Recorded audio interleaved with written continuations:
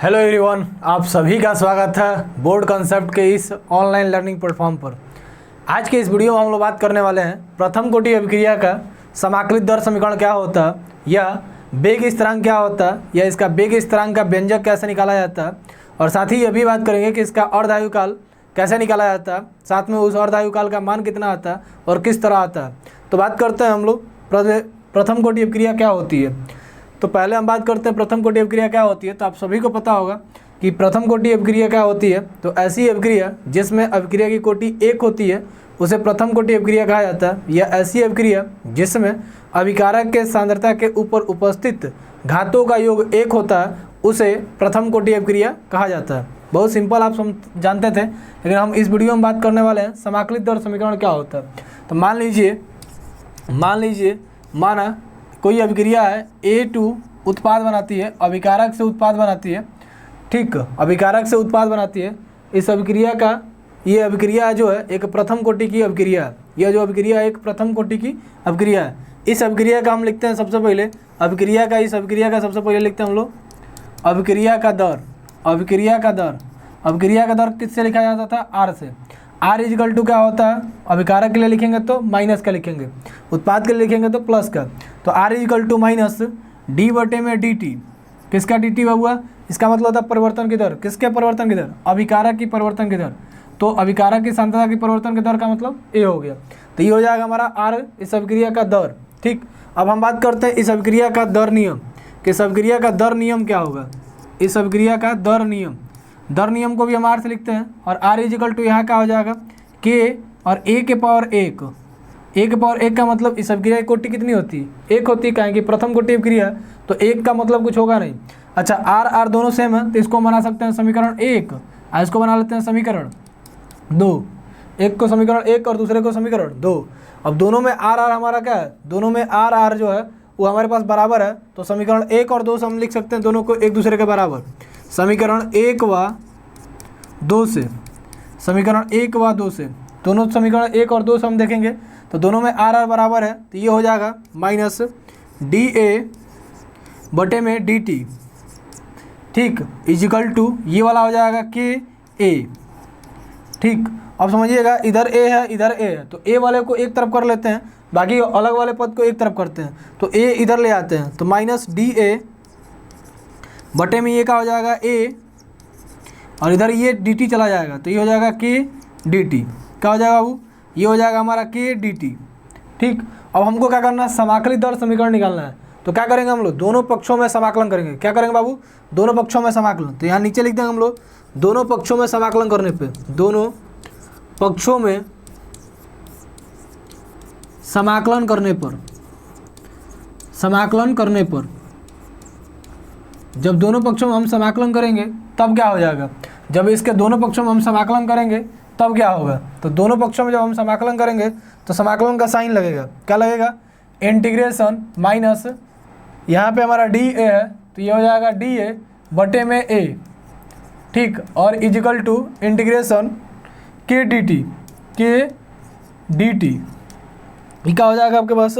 के D T, यहाँ पे डी टी है, के डी टी, ठीक, ये हो जाएगा हमारे पास। तो आप पढ़े होंगे समाकलन में, आप फॉर्मूला जानते हैं, या हम पढ़ाए आपको बताया भी है कि जब समाकलन में हमारे पास क्या आता है? एक्स आता है, तो इसका जब समाकलन करते हैं, या जब समाकलन में केवल डी एक्स आता है तो इसका समाकलन होता है एक्स प्लस का सी। ठीक, कोई भी अचर पद आए तो उसका डायरेक्ट हम लिख देते हैं ऐसे ही, उसके साथ जो भी यहाँ पर डी ए के साथ होता है उसके साथ लिख लिया जाता है, अब जानते हैं। और समाकलन में फॉर्मूला होता है 1/x, जब कोई आता है तो इसका समाकलन होता है log x। क्या होता है बाबू? log x प्लस का सी। इमाड में log x लिखा जाता है, तो इमाड में लिखे चाहे न भी लिखे कोई बात ना है। यहाँ पे हम नेचुरल log बेस ई लेते हैं, ठीक, मैथ में नेचुरल log बेस ई के रूप में लिया जाता है। तो ये समाकलन के फॉर्मूले हुए। तो यहाँ से जब इसका हम समाकलन करेंगे तो इसका समाकलन क्या हो जाएगा? इसका समाकलन यहाँ हो जाएगा हम लोग का, इसका समाकलन हम लोग का यहाँ क्या हो जाएगा? इसका समाकलन हो जाएगा हमारे पास 1/a डी ए है, तो इसका समाकलन हो जाएगा माइनस लॉग में log बेस ई, और यहाँ पे हो जाएगा a, ठीक, और इसका समाकलन करेंगे तो इसका समाकलन क्या हो जाएगा? k के साथ लिखा जाएगा अचर पद, तो ये हो जाएगा t और प्लस का c समाकलन में लिखा जाता है। इसे हम बना सकते हैं समीकरण नंबर 3। इसे क्या बना सकते हैं हम लोग? समीकरण नंबर 3। अब मान लीजिए अभी हम जैसे शून्य कोटि अभिक्रिया में प्रूव कर रहे थे कि जब अभिक्रिया शुरू हुई होगी, जब अभिक्रिया का हुई है शुरू हुई होगी, तब टी का मान कितना होगा 0, और जो बची हुई सांद्रता आपका ए दिख रहा है उसका मान क्या होगा प्रारंभिक सांद्रता के बराबर। तो मान लीजिए कि जब अभिक्रिया शुरू हुई होगी तो टी का मान कितना हो गया 0, और जो ए का मान होगा, जो बाबू ए का मान होगा वो कितना होगा ए नॉट के बराबर। जो बची हुई सांद्रता आपका ए है उसका मान कितने के बराबर होगा ए नॉट के बराबर। तो यहाँ से हम टी का मान यहाँ रखते हैं और ए के जगह पर हम रखते हैं ए नॉट, तब देखते हैं कि सी का हमारा मान कितना आता है। ठीक, तो ये समीकरण नंबर 3 हो गया। जब इसमें रखेंगे तो हो जाएगा माइनस लॉग बेस ई। ठीक, एक जब हम लोग को रखना आपकी बार ए नॉट, क्या रखना बाबू ए नॉट, और यहाँ पे के इंटू टी की जगह पे 0 और प्लस का सी। तो यहाँ से सी का मान निकालेंगे तो सी का मान निकलेगा माइनस लॉग बेस का ई, और यहाँ हो जाएगा ए नॉट, क्या हो जाएगा ए नॉट, ये हो जाएगा सी का मान। अब इस सी का मान कहाँ रखेंगे समीकरण 3 में। जब सी का मान समीकरण 3 में रखेंगे तो जो मान आएगा वही आपका समाकलित दर समीकरण होगा। नेक्स्ट पेज पर हम देख लेते हैं सी का मान समीकरण 3 में रखने पर सी का मान समीकरण 3 में रखने पर रखेंगे तो क्या हो जाएगा, यहाँ पे पहले हमारा है लॉग, यहाँ पे बेस ई है तो बेस ई लिखना चाहे तो लिख लीजिएगा, log base e equal to K T, और सी की जगह पे हमको रखना है मान माइनस जो ये मान हमारा निकल के आया है, सी की जगह पे हमको ये वाला मान रखना है, यहाँ पे जो सी है इसके जगह पे ये वाला मान रखना है। तो यहाँ जब इसका मान रखेंगे तो क्या मान आ जाएगा आपका, ये आ जाएगा माइनस, ठीक, वहाँ हमारा प्लस था तो ये हो जाएगा plus minus minus log base E A not. ठीक, इसी की जगह हम क्या रख दिए, इसका मान रख दिए, सी की जगह पे क्या रख दिए, इसका मान। तो इसका जब हम मान रखेंगे तो कितना ये हो जाएगा, इतना हो जाएगा। अब चलिए हम इसको ले आते हैं इस साइड, हम इसको इस साइड ले आएंगे तो माइनस का इधर आएगा तो प्लस का, तो प्लस का ये हो जाएगा, ये माइनस का, तो प्लस में से माइनस सब्ट्रैक्ट कर लीजिए। तो यहाँ आपका हो जाएगा k t equal to log base का ई ए नॉट, ठीक ए नॉट, और फिर यहाँ हो जाएगा आपका minus log base E A not, ठीक, लॉग माइनस लॉग बेस ई ए और माइनस यहाँ पे लॉग ए, इतना आपका मान हो जाएगा। ये हमारा लॉग ए नॉट है, ये वाला प्लस का हुआ था, और ये हमारा नॉर्मल का बची हुई सांद्रता वाला है। ठीक बाबू, अब समझिएगा आगे। अगर हम चाहें तो यहाँ से आप एक प्रॉपर्टी जानते होंगे कि लॉग में जब दो चीज़ किस में लिखे होते हैं माइनस में, तो उससे किस में लिख सकते हैं हम लोग, भाग में। ये भाग में लिखा रहता है तो किस में लिखते हैं उसको, माइनस में, और गुणा में लिखा रहता है किस में लिखते हैं उसको, प्लस में। तो इसको हम चाहें तो ऐसे भी लिख सकते हैं के टी इजिकल टू, दो किस में लिखे हैं माइनस में, तो इनको हम भाग में लिख सकते हैं। तो ये हमारा ऐसे भी हो सकता है लॉग बेस ई, लॉग बेस ई, ठीक है। यहाँ पे हमारा हो जाएगा ए नॉट, ठीक, ए नॉट, अब बटे में ई वाला हो जाएगा हमारा मान ए, ठीक। अब समझिएगा थोड़ा, यहाँ का लिखा है बेस ई, नेचुरल लॉग ये आपका ये, तो हमको जो मान दिया होता है लॉग में वो सब लॉग बेस 10 में होता है। किस में होता है बाबू, बेस 10 में। तो लॉग बेस ई को बदलना होगा बेस 10 में, और लॉग बेस ई को बेस 10 में बदलने के लिए आप सभी को पता होगा कि हम लोग को क्या करना होता है, 2.303 लॉग बेस 10 से गुणा करना होता है। इसके जवाब पे आप क्या रखेंगे 2.303 लॉग बेस 10, ठीक। तो ये बेस ई हट जाएगा और उसके बाद बेस 10 आ जाएगा, और जो है उसको लिख दीजिए। ये का आपका ए नॉट है ऊपर और नीचे का है ए, ठीक। तो ये हो जाएगा आपका समाकलित दर समीकरण, ठीक। यहाँ तक भी आप लिख देंगे तो ये भी क्या हो जाएगा आपका समाकलित दर समीकरण, या भी इसको भी रख सकते हैं। अगर टी के फॉर्म में निकालना चाहें कि एक प्रथम कोटि अभिक्रिया को पूर्ण होने में कितना समय लगेगा, तो आप इसको के फॉर्म में लेकर नीचे रख सकते हैं। ये हो जाएगा टी के फॉर्म में आप फार्मूला निकाल सकते हैं कि प्रथम कोटि अभिक्रिया को पूर्ण होने में कितना समय लगेगा। ये आ जाएगा इसके नीचे लॉग बेस का 10, और यहाँ हो जाएगा ए नॉट बटे में ए, ठीक। तो ये हो जाएगा आपका प्रथम कोटि अभिक्रिया में, प्रथम कोटि अभिक्रिया को पूर्ण होने में लगा समय, प्रथम कोटि अभिक्रिया को पूर्ण होने में लगा समय किसका मान हो गया, एक प्रथम कोटि अभिक्रिया को पूर्ण होने में लगा समय। अब हम बात करते हैं इस अभिक्रिया के अर्धायुकाल के बारे में, कि इस अभिक्रिया का अर्धायुकाल कितना होगा। तो अगर अर्धायुकाल की हम बात करते हैं तो आप सभी को पता होगा अर्धायुकाल का मतलब होता है किसी भी अभिक्रिया का, अभिकारक का, किसी भी अभिक्रिया में जो हमारा अभिकारक होता है उसको पूर्ण होने में लगा उसको आधा पूर्ण होने में लगा जो समय होता है उसे अर्धायुकाल कहते हैं। इस अर्धायुकाल के समय में किसी भी अभिक्रिया के अभिकारक का आधा भाग उत्पाद में परिवर्तित हो जाता है।